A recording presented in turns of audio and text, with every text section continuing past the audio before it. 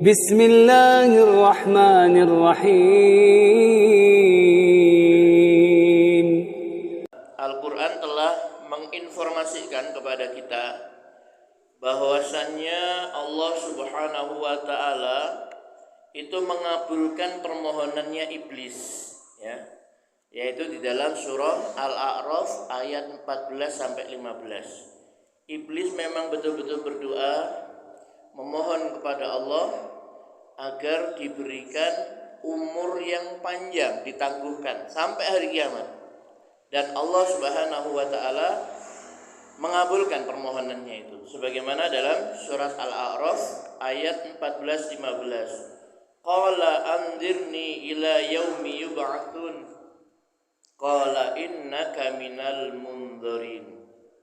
Qala, iblis menjawab, anzirni ila yaumi yub'atsun, berilah aku penangguhan waktu sampai hari mereka dibangkitkan. Qala, Allah Subhanahu wa Ta'ala berfirman, innaka minal mundzirin, sesungguhnya kamu termasuk yang diberi penangguhan waktu. Artinya Allah Subhanahu wa Ta'ala telah mengabulkan keinginan iblis bahwa dia akan ditangguhkan umurnya sampai hari mereka dibangkitkan. Maksudnya anak Adam dibangkitkan hari kiamat, maksudnya ya, sampai terjadinya hari kiamat. Berarti yang menggoda bapak kita, bapak manusia ya semuanya, yaitu Nabi Adam alaihissalam, sampai saat ini pun masih hidup dia nih, ya, karena memang diberi tangguh oleh Allah Subhanahu wa Ta'ala. Kemudian Allah Subhanahu wa Ta'ala juga menyampaikan firman-Nya di dalam surah Al-A'raf ayat 16-17 bahwasannya iblis itu akan selalu, ya, berusaha dengan sungguh-sungguh untuk menghalangi manusia dari jalan Allah. Jadi iblis ini bertekad, bersungguh-sungguh akan berupaya ingin menyesatkan manusia dengan seluruh kekuatannya. Ya, digambarkan oleh Allah Subhanahu wa Ta'ala di dalam surat Al-A'raf, ya.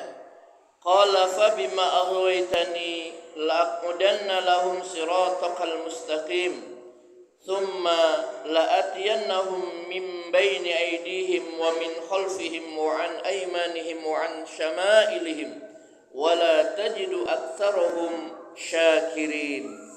Iblis menjawab, karena engkau telah menyesatkan aku, pasti aku akan selalu menghalangi mereka dari jalanmu yang lurus. Kemudian pasti aku akan mendatangi mereka dari depan, dari belakang, dari kanan dan dari kiri mereka. Dan engkau tidak akan mendapati kebanyakan mereka yang bersyukur. Nanti ibu bisa cek dalam surat Al-A'raf ayat 16-17, ya. Karena engkau telah menyesatkan aku, engkau di sini maksudnya Allah Subhanahu wa Ta'ala. Engkau telah menyesatkan aku, pasti aku akan selalu menghalangi mereka dari jalanmu yang lurus. Jadi luar biasa, iblis saja masih mengakui bahasanya jalan Allah, Islam ini adalah jalan yang lurus.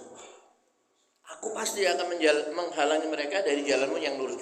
Kemudian pasti aku akan datangi mereka dari depan, dari belakang, dari kanan dan kiri mereka. Dan engkau tidak akan mendapati kebanyakan mereka bersyukur. Ya, maknanya orang yang bersyukur kepada Allah Subhanahu wa Ta'ala itu sangat sedikit sekali. Kebanyakan manusia tidak bersyukur, ya. Wa qalilun min ibadiyasy syakur, sedikit sekali di antara hamba-hambaku yang bersyukur, kata Allah Subhanahu wa Ta'ala. Dan Bapak Ibu yang dirahmati Allah Subhanahu wa Ta'ala, pernyataan dari iblis ini menggambarkan kegigihannya yang sangat kuat, ya, yang dikerahkannya untuk menyesatkan anak cucu Adam. Tapi sekali lagi saya sudah sampaikan, iblis itu tidak bisa menyesatkan. Kalau iblis bisa menyesatkan, semua manusia ini akan tersesat. Kalau iblis itu bisa menyesatkan manusia. Yang bisa memberikan hidayah petunjuk adalah Allah, yang bisa menyesatkan adalah Allah Subhanahu wa taala, ya. Nabi sudah mengatakan, siapa yang diberi hidayah oleh Allah, maka tidak ada yang bisa menyesatkannya. Dan siapa yang telah disesatkan oleh Allah, tidak ada seorang pun yang bisa memberikan petunjuk hidayah kepadanya, ya. May yahdihillah fala mudhillalah wa may yudlil fala hadiyalah, ya. Itulah sebabnya Nabi pun, ya, Rasul ulul azmi Nabi Nuh alaihissalam tidak bisa memberikan hidayah kepada istri ataupun kepada anaknya. Nabiullah Lut alaihissalam tidak bisa memberikan petunjuk kepada istrinya, ya. Begitu juga Nabi Shallallahu Alaihi Wasallam tidak bisa memberikan petunjuk kepada paman-pamannya, Abu Jahal, Abu Lahab dan lain sebagainya.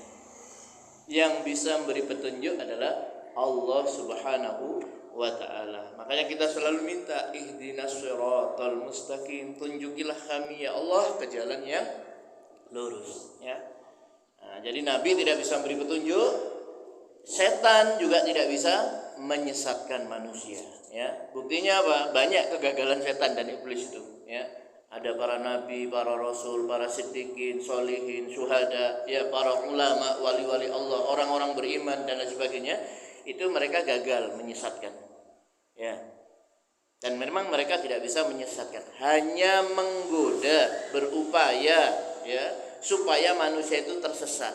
Maka upaya mereka ini, upaya setan dan iblis ini jangan sampai kita ikuti, dan kita harus tahu bagaimana, ya, langkah-langkah mereka ini di dalam menyesatkan manusia. Dijelaskan oleh Allah di dalam Al-Quran supaya manusia ini waspada, jangan sampai ikut mereka, nanti akan tersesat, ya, begitu.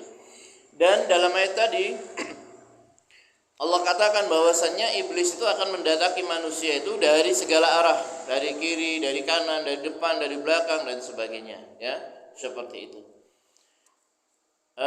Syekh Az-Zamakhsyari rahimahullah ketika menafsirkan ayat ini mengatakan, ya, kemudian aku, maksudnya iblis, benar-benar akan mendatangi mereka dari 4 penjuru yang biasanya musuh datang darinya. Dan ini adalah merupakan gambaran bahwa iblis itu akan menggoda dan membujuk anak cucu Adam dengan usaha yang semaksimal mungkin, ya. Jadi kita nyantai-nyantai, iblis dan bala tentaranya itu serius mau menyesatkan kita. Tidak ada program lain bagi setan dan iblis itu melainkan ingin menyesatkan kita. Dan akan mereka kerahkan seluruh bala tentaranya, baik yang berkuda, tentara kavalerinya, ataupun tentara yang berjalan kaki. Jadi iblis itu punya bala tentara berkuda dan berjalan kaki, ya. Nanti bisa dilihat surat Al-Isra ayat 64. Wastafziz man istata'ta minhum bisautika wa ajlib 'alaika bi khailika wa rajilik. Dan perdayakanlah siapa saja di antara mereka yang engkau sanggup, maksudnya iblis ini, ya, dengan suaramu yang memukau, dan kerahkanlah pasukanmu terhadap mereka yang berkuda dan yang berjalan kaki, ya. Jadi iblis punya bala tentara, ya, pasukannya yang berkuda dan berjalan kaki, kerahkan semuanya untuk menyesatkan manusia. Nah, itu cita-citanya iblis dan setan, ya. Nah, ini Allah sudah terangkan dalam Al-Quran. Al-Quran ini sebagai petunjuk. Maka jangan sekali-kali kita ini sampai terpedaya atau tertipu oleh setan, ya. Allah Subhanahu wa taala katakan, ya bani Adam la yaftinannakumus syaitan, wahai anak cucu Adam, jangan sampai kamu tertipu oleh setan, ya. Allah sudah peringatkan, ya.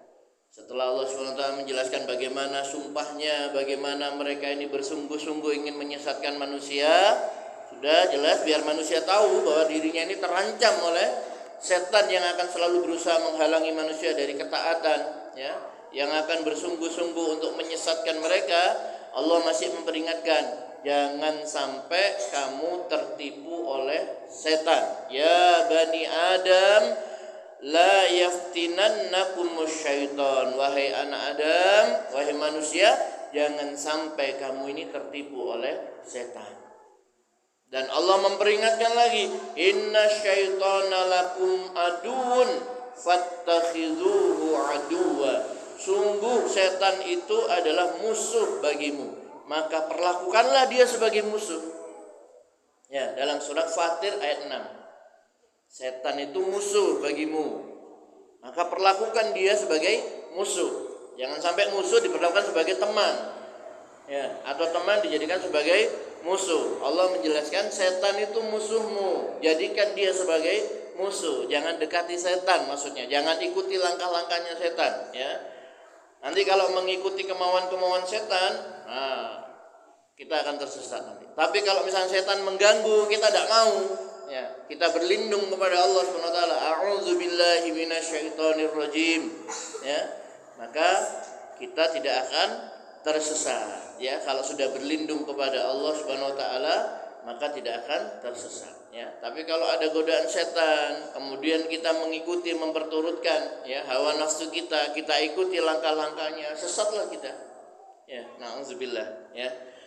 Dan Allah katakan apa? Siapa yang menjadikan setan ini sebagai teman-temannya, sebagai penolong-penolongnya, maka dia akan merugi dengan kerugian yang nyata. Wa may yattakhidhish syaitanu waliyan min dunillah faqad khasira khusranan mubina. Barang siapa yang menjadikan setan sebagai pelindung selain Allah, maka sungguh dia menderita kerugian yang nyata. Dalam surat An-Nisa ayat 119, ya. Jadi pelindung kita adalah Allah, dan kita sudah sering mengucapkan hasbunallah, cukuplah Allah, ya, bagi saya sebagai pelindung, ya. Wa ni'mal wakil, dia adalah sebaik-baik